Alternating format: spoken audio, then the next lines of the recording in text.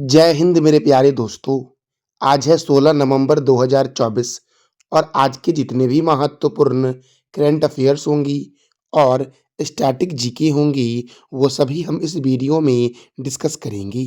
तो आइए शुरू करते हैं आज का महत्वपूर्ण करंट अफेयर्स। पहला प्रश्न है, भारत की पहली निजी सैन्य विमान फैक्ट्री का उद्घाटन किस राज्य में किया गया है? भारत की पहली निजी सैन्य विमान फैक्ट्री का उद्घाटन किस राज्य में किया गया है? तो गुजरात में किया गया है। इसका राइट आंसर हो जाएगा दोस्तों सी। कहाँ किया गया है भारत की पहली निजी सैन्य विमान फैक्ट्री का उद्घाटन? तो क्या बोलोगे आप? गुजरात में किया गया है। अब गुजरात में किया गया है तो गुजरात की राजधानी क्या है? गांधीनगर। गुजरात के गवर्नर कौन है? आचार्य देवव्रत। और गुजरात के मुख्यमंत्री है भूपेंद्र भाई पटेल। गुजरात में राज्यसभा 11 है और लोकसभा कितना है? 26 है। काकरा पारा परियोजना ताप्ती नदी पर है। उकाई परियोजना ताप्ती नदी पर है और पनामा परियोजना पनामा नदी पर गुजरात में है। गिर राष्ट्रीय उद्यान कहाँ है? गुजरात में है दोस्तों। नल सरोवर अभ्यारण्य, पोरबंदर लेक वन्य जीव अभ्यारण्य, रतन महल वन्य जीव अभ्यारण्य, वंशदा राष्ट्रीय उद्यान, थोल झील वन्य जीव अभ्यारण्य, वाधवाना आर्द्रभूमि, जंगली गधा अभ्यारण्य किस राज्य में है? तो क्या बोलोगे आप? गुजरात दोस्तों। मरीन राष्ट्रीय उद्यान, ब्लैक बक राष्ट्रीय उद्यान, खिजारिया पक्षी अभ्यारण्य गुजरात में है। विश्वामित्री नदी परियोजना विश्वामित्री नदी पर गुजरात में है। भारत का बोस्टन गुजरात के शहर अहमदाबाद को कहते हैं और भारत का मैनचेस्टर भी अहमदाबाद को ही कहते हैं। आप बताओ कमेंट बॉक्स में कि अहमदाबाद जो है ये कौन से रिवर के किनारे है? विश्व का सबसे लंबा मंदिर रोपवे गिरनार रोपवे है, जिसकी लंबाई है 2320 मीटर दोस्तों।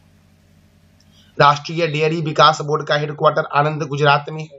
ये कई बार पूछा गया है कि राष्ट्रीय डेयरी विकास बोर्ड की स्थापना कब हुई? 1965 में हुई। सॉल्ट सिटी के नाम से जानते हैं गुजरात को, डायमंड सिटी के नाम से जानते हैं सूरत को, और विश्व का सबसे बड़ा स्टेडियम है नरेंद्र मोदी स्टेडियम, जो गुजरात के अहमदाबाद में है। अंतर्राष्ट्रीय एनिमेशन दिवस कब मनाया जाता है? तो 28 अक्टूबर को मनाया जाता है अंतर्राष्ट्रीय एनिमेशन दिवस दोस्तों। अब देखो, अंतर्राष्ट्रीय वृद्धजन दिवस 1 अक्टूबर, विश्व शाकाहारी दिवस 1 अक्टूबर, अंतर्राष्ट्रीय कॉफी दिवस 1 अक्टूबर, अंतर्राष्ट्रीय अहिंसा दिवस 2 अक्टूबर, विश्व आवास दिवस 2 अक्टूबर, विश्व प्रकृति दिवस 3 अक्टूबर, विश्व पशु दिवस 4 अक्टूबर को मनाया जाता है। राष्ट्रीय डॉल्फिन दिवस 5 अक्टूबर, विश्व शिक्षक दिवस 5 अक्टूबर, विश्व अंतरिक्ष सप्ताह 2024 4 से 10 अक्टूबर, विश्व कपास दिवस 7 अक्टूबर, भारतीय वायुसेना दिवस 8 अक्टूबर, विश्व डाक दिवस 9 अक्टूबर, भारतीय विदेश सेवा दिवस 9 अक्टूबर को मनाया जाता है। दोस्तों, राष्ट्रीय डाक दिवस कब मनाया जाता है? 10 अक्टूबर को, और विश्व डाक दिवस 9 अक्टूबर को मनाया जाता है। विश्व मानसिक स्वास्थ्य दिवस 10 अक्टूबर, अंतर्राष्ट्रीय बालिका दिवस 11 अक्टूबर, विश्व गठिया दिवस 12 अक्टूबर, विश्व मानक दिवस 14 अक्टूबर, विश्व छात्र दिवस 15 अक्टूबर, अंतर्राष्ट्रीय ग्रामीण महिला दिवस 15 अक्टूबर को मनाया जाता है। विश्व सफेद छड़ी दिवस 15 अक्टूबर, वर्ल्ड एनेस्थीसिया डे 16 अक्टूबर, अंतर्राष्ट्रीय गरीबी उन्मूलन दिवस 17 अक्टूबर, अंतर्राष्ट्रीय अभिधम दिवस 17 अक्टूबर, विश्व रजोनिवृत्ति दिवस 18 अक्टूबर, विश्व सांख्यिकी दिवस 20 अक्टूबर, राष्ट्रीय सांख्यिकी दिवस 29 जून को मनाया जाता है। विश्व ऑस्टियोपोरोसिस दिवस दोस्तों, विश्व ऑस्टियोपोरोसिस दिवस 20 अक्टूबर, अंतर्राष्ट्रीय रसोइया दिवस 20 अक्टूबर, विश्व आयोडीन अल्पता दिवस 21 अक्टूबर, पुलिस स्मृति दिवस 21 अक्टूबर, विश्व पोलियो दिवस 24 अक्टूबर, अंतर्राष्ट्रीय हकलाना दिवस 22 अक्टूबर को मनाया जाता है। अंतर्राष्ट्रीय हिम तेंदुआ दिवस कब मनाया जाता है? तो 23 अक्टूबर को मनाया जाता है अंतर्राष्ट्रीय हिम तेंदुआ दिवस मेरे प्यारे लाल एवं लालियों। मेरे प्यारे दोस्तों, विश्व पोलियो दिवस मैंने क्या बोला? 24 अक्टूबर को, और संयुक्त राष्ट्र दिवस मनाया जाता है 24 अक्टूबर को। अंतर्राष्ट्रीय बौनापन जागरूकता दिवस 25 अक्टूबर, विश्व दृश्य श्रव्य विरासत दिवस 27 अक्टूबर, और विश्व तैराकी दिवस 26 अक्टूबर को मनाया जाता है। अगला प्रश्न है, हाल ही में किसके द्वारा शहीदों के सम्मान में डिजिटल मेमोरियल ऑफ वेलोर शुरू किया गया है? हाल ही में किसके द्वारा शहीदों के सम्मान में डिजिटल मेमोरियल ऑफ वेलोर शुरू किया गया है। तो रेलवे सुरक्षा बल के द्वारा दोस्तों शहीदों के सम्मान में डिजिटल मेमोरियल ऑफ वेलोर शुरू किया गया है। अब रेलवे प्रोटेक्शन फोर्स का हेडक्वार्टर नई दिल्ली में है। इसकी स्थापना 2 जुलाई 1872 को हुई और इसके डायरेक्टर जनरल कौन है? तो मनोज यादव हैं इसके डायरेक्टर जनरल दोस्तों। अगला प्रश्न है अंडर 23 विश्व कुश्ती चैंपियनशिप में भारत ने कुल कितना पदक जीता है? अंडर 23 विश्व कुश्ती चैंपियनशिप में भारत ने कुल कितना पदक जीता है? तो भारत ने कुल 9 पदक जीता है और भारत दोस्तों पूरे विश्व में 9वें स्थान पर भी आया है। तो अंडर 23 विश्व कुश्ती चैंपियनशिप में भारत ने कुल कितना पदक जीता है? 9 पदक जीता है। गोल्ड जीता 1, सिल्वर जीता 1 और ब्रॉन्ज मेडल दोस्तों कौन सा जीता है? तो 7 जीता भारत ने ब्रॉन्ज मेडल दोस्तों, सही करेगा ब्रॉन्ज मेडल। तो भारत ने गोल्ड कितना जीता? 1, सिल्वर जीता 1, ब्रॉन्ज जीता 7 और टोटल भारत ने कुल कितना पदक जीता? 9। ईरान दोस्तों इसमें प्रथम स्थान पर है। ईरान दोस्तों कितने स्थान पे? प्रथम स्थान पर है। ईरान ने कुल गोल्ड जीता 6, सिल्वर जीता 1, ब्रॉन्ज जीता 7 और ईरान ने कुल 14 पदक जीता और ईरान प्रथम स्थान पर है दोस्तों कुश्ती वाले अंडर 23 चैंपियनशिप में। देखो दोस्तों भारत की चिराग चिक्कारा ने इसमें स्वर्ण पदक जीता है और भारत अंडर 23 कुश्ती चैंपियनशिप में 9वें स्थान पर है, जबकि ईरान जो है ये प्रथम स्थान पर है। भारत ने गोल्ड कितना जीता? 1 और वो गोल्ड किसने जीता? तो चिराग चिक्कारा ने जीता। इसका आयोजन कहाँ हुआ था? अंडर 23 विश्व कुश्ती चैंपियनशिप का आयोजन जो हुआ था ये अल्बानिया के तिराना में हुआ था। कहाँ हुआ था? अल्बानिया के तिराना में। अगला प्रश्न है हाल ही में किस राज्य सरकार ने निवेश को आकर्षित करने के लिए एक योजना शुरू की है? तो राजस्थान ने दोस्तों, राजस्थान ने निवेश को आकर्षित करने के लिए एक योजना की शुरुआत की है। इस योजना का नाम है राइजिंग राजस्थान। अब राजस्थान के द्वारा यह पहल शुरू किया गया है। तो राजस्थान की राजधानी है जयपुर और जयपुर को बोलते हैं गुलाबी शहर अर्थात पिंक सिटी। राजस्थान के गवर्नर कौन है? हरिभाऊ किशन राव बांगरे। राजस्थान के मुख्यमंत्री कौन है? भजन लाल शर्मा। और राजस्थान में राज्यसभा सीट 10 है, लोकसभा सीट 25 है। राजस्थान में सरिस्का राष्ट्रीय उद्यान है, डेजर्ट राष्ट्रीय उद्यान है, केवलादेव राष्ट्रीय उद्यान है, रणथंभौर राष्ट्रीय उद्यान राजस्थान में ही है। अच्छा दोस्तों काजीरंगा राष्ट्रीय उद्यान कहाँ है? तो ये आप बता दो कमेंट बॉक्स में। जवाहर सागर वन्य जीव अभ्यारण्य, रामगढ़ विषधारी अभ्यारण्य, माउंट आबू वन्य जीव अभ्यारण्य, कुंभलगढ़ वन्य जीव अभ्यारण्य और मुकुंदरा हिल्स राष्ट्रीय उद्यान राजस्थान में है। राजस्थान के प्रमुख झील देख लो, सांभर झील, राजसमंद झील, पिछौला झील, जयसमंद झील, फतेह सागर झील और डिडवाना झील राजस्थान में है। स्वर्ण नगरी के नाम से जानते हैं जैसलमेर को, पिंक सिटी के नाम से जानते हैं जयपुर को, झीलों की नगरी के नाम से जानते हैं उदयपुर को और ब्लू सिटी के नाम से जानते हैं जोधपुर को। देखो दोस्तों राजस्थान के पड़ोसी राज्य कौन कौन से हैं? पंजाब है, हरियाणा है, उत्तर प्रदेश है, मध्य प्रदेश है और गुजरात है। और पड़ोसी देश दोस्तों कौन सा है? तो पाकिस्तान है। मेरे प्यारे दोस्तों हमारा अगला प्रश्न है वर्धा वन्य जीव अभ्यारण्य का शुभारंभ किस राज्य में किया गया है? वर्धा वन्य जीव अभ्यारण्य का शुभारंभ जो किया गया है ये गुजरात में किया गया है। कहाँ किया गया है? गुजरात में। और देखो गुजरात के और भी कई सारे नेशनल पार्क और अभ्यारण्य हैं, जैसे कि गिर राष्ट्रीय उद्यान, नल सरोवर अभ्यारण्य, पोरबंदर लेक वन्य जीव अभ्यारण्य, रतन महल वन्य जीव अभ्यारण्य, वंशता राष्ट्रीय उद्यान और ब्लैक बक राष्ट्रीय उद्यान जो है ये गुजरात में ही है। अगला प्रश्न है सर्वश्रेष्ठ सार्वजनिक परिवहन प्रणाली का पुरस्कार किस शहर ने जीता है? सर्वश्रेष्ठ सार्वजनिक परिवहन प्रणाली का पुरस्कार जीता है भुवनेश्वर ने दोस्तों। किसने जीता है? भुवनेश्वर ने जीता है। देखो दोस्तों 17वीं शहरी गतिशीलता भारत सम्मेलन और प्रदर्शनी का आयोजन जो हुआ है ये गांधीनगर गुजरात में हुआ है और इसी 17वीं शहरी गतिशीलता भारत सम्मेलन के तहत सर्वश्रेष्ठ सार्वजनिक परिवहन प्रणाली का जो पुरस्कार जीता है वो किसने जीता है? तो भुवनेश्वर ने जीता है। याद रखना मेरे प्यारे दोस्तों। अब देखो दोस्तों 17वां शहरी गतिशीलता भारत सम्मेलन प्रदर्शनी कहाँ हुआ? गांधीनगर गुजरात में हुआ। 18वां शहरी गतिशीलता भारत सम्मेलन प्रदर्शनी 2025 कहाँ होगा? तो गुरुग्राम हरियाणा में होगा। 17वां शहरी गतिशीलता भारत सम्मेलन कहाँ हुआ? गांधीनगर में। और 18वां कहाँ होगा? तो गुरुग्राम हरियाणा में होगा दोस्तों। अब देखो ये जो 17वां शहरी गतिशीलता भारत सम्मेलन और प्रदर्शनी 2024 था इसके तहत निम्नलिखित शहरों को सम्मानित किया गया। सर्वश्रेष्ठ गैर मोटर चालित परिवहन प्रणाली वाला शहर का पुरस्कार श्रीनगर ने जीता है। सबसे टिकाऊ परिवहन प्रणाली वाला शहर का अवार्ड कोच्चि ने जीता है। सर्वोच्चतम सुरक्षा प्रणाली और रिकॉर्ड वाला शहर का अवार्ड गांधीनगर ने जीता है। सर्वश्रेष्ठ बुद्धिमान परिवहन प्रणाली वाला शहर का अवार्ड सूरत ने जीता है दोस्तों। सर्वश्रेष्ठ मल्टी मॉडल एकीकरण के साथ मेट्रो रेल वाला शहर बेंगलुरु दोस्तों चुना गया है।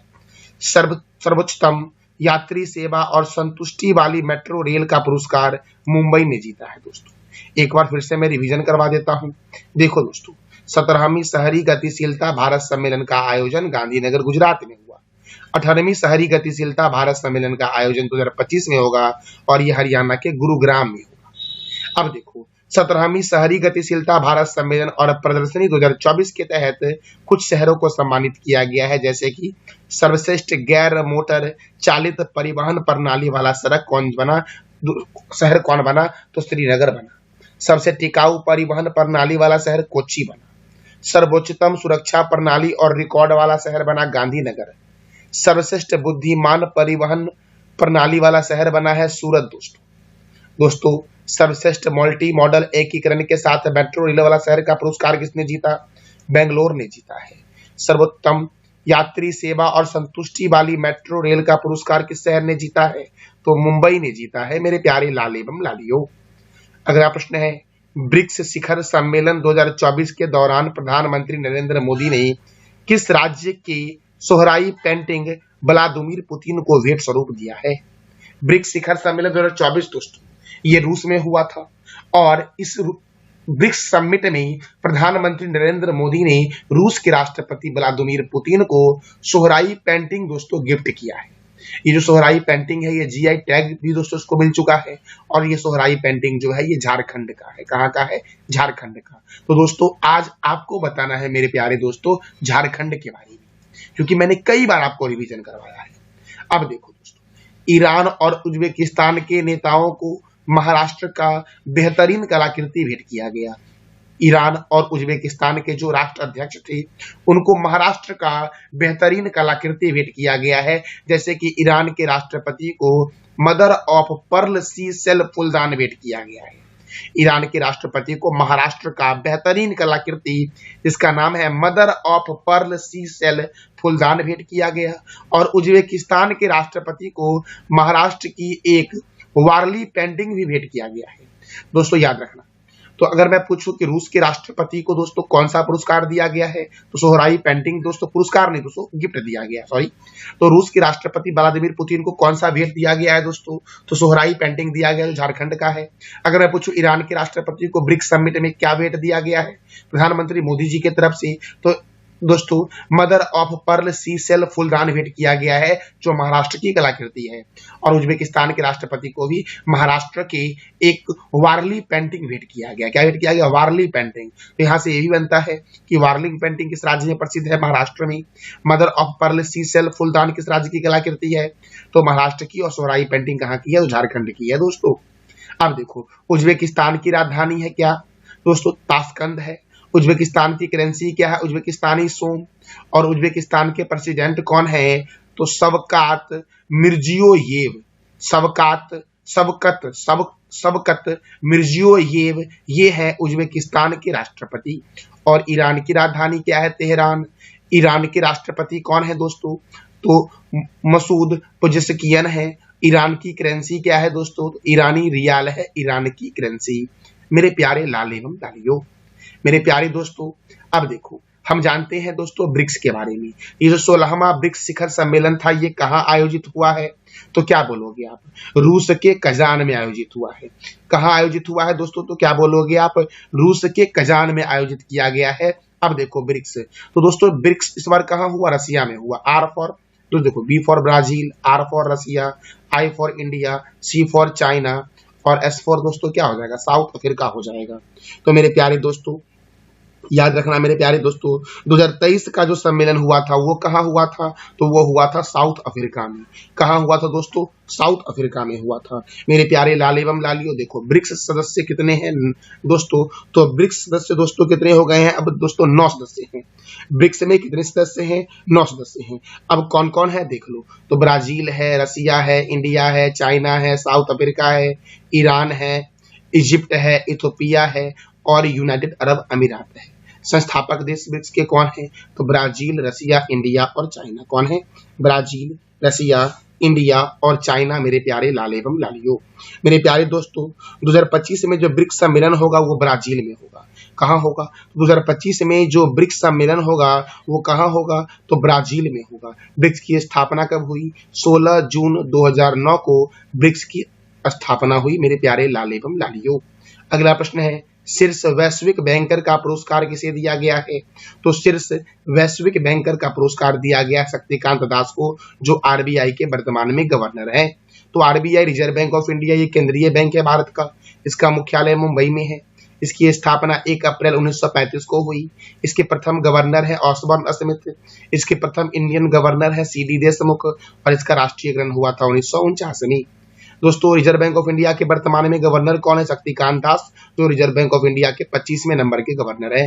अब जरा एसबीआई के बारे में भी जान लेते हैं। स्टेट बैंक ऑफ इंडिया, इसका हेडक्वार्टर मुंबई में है। चेयरमैन कौन है? चल्ला श्रीनिवासल्लू शेट्टी। और एसबीआई की स्थापना कब हुई? तो 1 जुलाई 1955 को एसबीआई की स्थापना हुई मेरे प्यारे दोस्तों। मेरे प्यारे दोस्तों, अब देखो अगला प्रश्न हमारा है, सुल्तान जौहर कप हॉकी जूनियर 2024 का आयोजन कहाँ हुआ है?